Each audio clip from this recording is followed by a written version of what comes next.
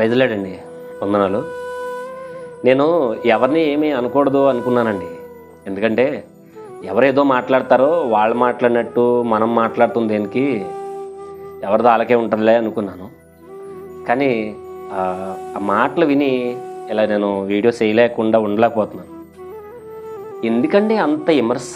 యేసు ప్రభు దేవుడు, ఆయన సర్వ సృష్టి ఆయనే ఉన్నాడు అంటే నమ్మకుండా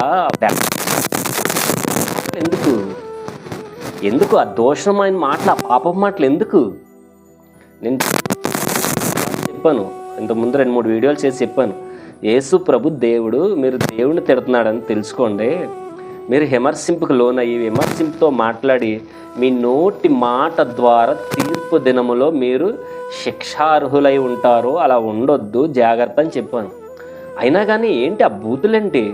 సువార్థికుల మీద, దేవుడి మీద, ఏదో 3 చెక్కల మీద ఏలాడపడ్డాడు, 3 మేకలు పీక్కోలేకపోయాడు, లేకపోతే ఎవరో ఎడారి దేవుడు, ఇవన్నీ మాట్లాడుతున్నారు.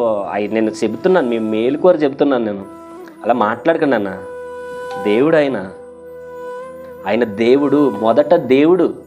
ఈ నమ్ముకునే వాళ్ళు, ఈ మత ప్రచారం మీరు అంటున్నారు కదా, సువార్త చేసేవాళ్ళు, వీళ్ళందరూ ఈ మధ్యన వచ్చారు. నేను వాళ్ళు ఎవరైనా, ఆయన ఆది యందు ఉన్న దేవుడు, భూమి ఆకాశములను సృజించిన సృష్టికర్త. అండి, బైబిల్ చదివి తెలుసుకోండి. చెప్పేవాళ్ళ గురించి కాదు, జాగ్రత్త.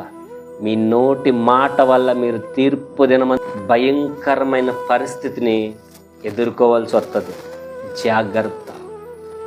నోటి మాట ద్వారా జాగ్రత్త.